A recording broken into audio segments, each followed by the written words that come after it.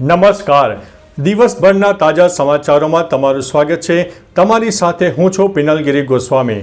સમાચારો વિસ્તારથી જાણીએ એ પહેલા મહત્વના સમાચારો ઉપર એક નજર. નમસ્કાર મિત્રો, મહત્વની હેડલાઇન્સ ઉપર નજર નાખીએ તો હવે ધીમા ઇન્ટરનેટમાં પણ થશે યુપીઆઈ પેમેન્ટ. ત્યારે વાત થશે પ્રભાસ લગ્નને લઈને મોટો ખુલાસો સામે આવ્યો છે. આગળ વાત થશે સલમાન ખાન ઘડિયાળને લઈને ચર્ચામાં જોવા મળ્યા છે. ત્યારે વાત થશે કૂતરું કરડિયાના 1 વર્ષ બાદ હડકવા ઉપડતા યુવકનું મોત થયું છે.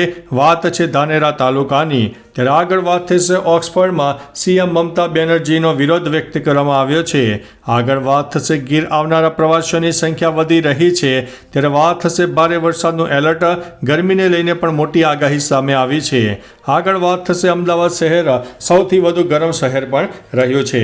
હવે મિત્રો સમાચારો વિસ્તારથી. ગુજરાતમાં થોડી ગરમી તો ઓછી થઈ છે, પણ ઘણા જિલ્લાઓમાં તાપમાન 2 ડિગ્રી પણ ઘટ્યું છે. દરમિયાન સૌથી વધુ તાપમાન 36.6 ડિગ્રી અમદાવાદમાં નોંધાયું હતું. રાજકોટમાં 36.3, અમરેલીમાં 36, સુરેન્દ્રનગરમાં 36.3, ગાંધીનગરમાં 35.6, ડીસામાં 36.3, વલ્લભ વિદ્યાનગરમાં 34.1, વડોદરામાં 35.4, સુરતમાં 31.4, ભુજમાં 36.3, કંડલામાં 36.6, પોરબંદરમાં 32.6, ભાવનગરમાં 36.4, મહુવામાં 35.2 અને કેશોદમાં 35 ડિગ્રી તાપમાન નોંધાયું છે. મિત્રો, અન્ય મહત્વના સમાચારની વાત કરીએ તો ભારે વરસાદનું એલર્ટ, ગરમીને લઈને મોટી આગાહી. દેશના ઘણા વિસ્તારોમાં પરસેવે રેપઝેપ કરનારી ગરમી પડી રહી છે.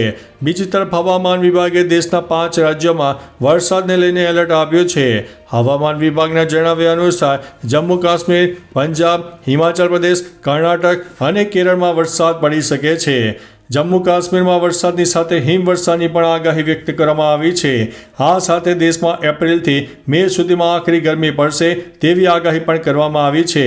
મિત્રો, મહત્વનું છે કે ગુજરાતમાં પણ 10 અથવા તો 11 એપ્રિલ સુધીમાં છૂટો છવાયો કમોસમી વરસાદ થાય તેવી પણ સંભાવના રહેલી છે. મિત્રો, અન્ય મહત્વના સમાચારની વાત કરીએ તો ગીર આવનારા પ્રવાસીઓની સંખ્યા વધી. ગીર આવનારા પ્રવાસીઓની સંખ્યામાં 18થી 20% વધારો થયો છે.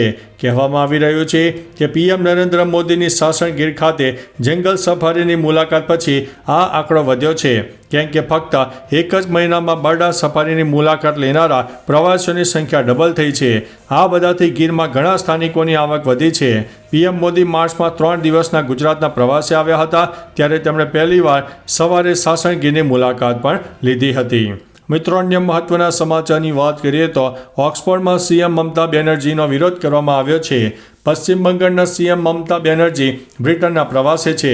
27 માર્ચે ઓક્સફર્ડ યુનિવર્સિટીના કેલોગ કોલેજમાં તેમનું ભાષણ થયું, જેની વચ્ચે જ રોકવામાં આવ્યું હતું. તેઓ મહિલાને સંબોધિત માટે બોલી રહ્યા હતા. લોકોએ તેમને આરજીકર કેસ સંબંધી પ્રશ્નો પૂછ્યા, જેના પર સીએમ મમતાએ કહ્યું કે હવે આ મામલો કોર્ટમાં છે. બંગાળમાં 11 કરોડ લોકો રહે છે. તે એક દેશ જેવું છે. મારું કામ બધાને સાથે લઈને ચાલવાનું છે. મિત્રો, અન્ય મહત્વના સમાચારની વાત કરીએ તો કૂતરું કરડિયાના 1 વર્ષ બાદ હડકવા ઉપડતા યુવકનું મોત. ધાનેરા તાલુકાના આવેલા દાખા ગામને 1 વર્ષ અગાઉ દિનેશભાઈ જોઈતાભાઈ પટેલના ખેતરમાં હડકાયેલું શ્વાન વાછરડીને કરડ્યું હતું. તે સમયે પશુપાલન સાથે સંકળાયેલા દિનેશભાઈએ વાછરડીની સાર સંભાળ કરી. આ દરમિયાન ગાયને ગોળ અને ઘાસચારો ખવડાવતા સમયે વાછરડીની લાળ તેમને અડી ગઈ હતી, જેનું 1 વર્ષ બાદ ગંભીર પરિણામ આવ્યું અને આખરે દિનેશભાઈનું મોત થયું છે. મિત્રો, અન્ય મહત્વના સમાચારની વાત કરીએ તો સલમાન ખાન ઘડિયાળને લઈને ચર્ચામાં આવ્યા છે. સલમાન ખાનની ફિલ્મ રિલીઝ થવાની છે, તેથી સ્વાભાવિક છે કે લોકો તેના વિશે વાત કરશે. દરમિયાન સલમાન ખાનની ઘડિયાળ કે જે તાજેતરમાં પહેરી હતી તે પણ ચર્ચામાં છે. તમને જણાવી દઈએ કે સલમાનની ઘડિયાળ રામ મંદિર ઘડિયાળ છે, જે ખૂબ મોંઘી છે. હવે સલમાનની આ ઘડિયાળ પર યુઝર્સે પણ પોતાની પ્રતિક્રિયા આપી છે. ભાઈજાનની આ ઘડિયાળની કિંમત 34 લાખ રૂપિયા કહેવામાં આવી રહી છે. મિત્રો, અન્ય મહત્વના સમાચારની વાત કરીએ તો પ્રભાસ લગ્નને લઈને મોટો ખુલાસો થયો છે. સાઉથ સુપરસ્ટાર પ્રભાસના લગ્નના સમાચાર ખૂબ જ ચર્ચામાં છે. અભિનેતાની ટીમે આ અહેવાલોને નકારી કાઢ્યા છે. પ્રભાસની ટીમનું કહેવું છે કે આ સમાચાર ખોટા છે અને તેને અવગણવા જોઈએ. મીડિયાના રિપોર્ટમાં દાવો કરવામાં આવ્યો છે કે પ્રભાસના લગ્ન હૈદરાબાદના એક ઉદ્યોગપતિની પુત્રી સાથે નક્કી થયા છે. જોકે ઉદ્યોગપતિ કે છોકરી વિશે કોઈ માહિતી આપવામાં આવી ન હતી. મિત્રો અન્ય મહત્વના સમાચારની વાત કરીએ તો હવે ધીમા ઇન્ટરનેટમાં પણ થશે યુપીઆઈ પેમેન્ટ.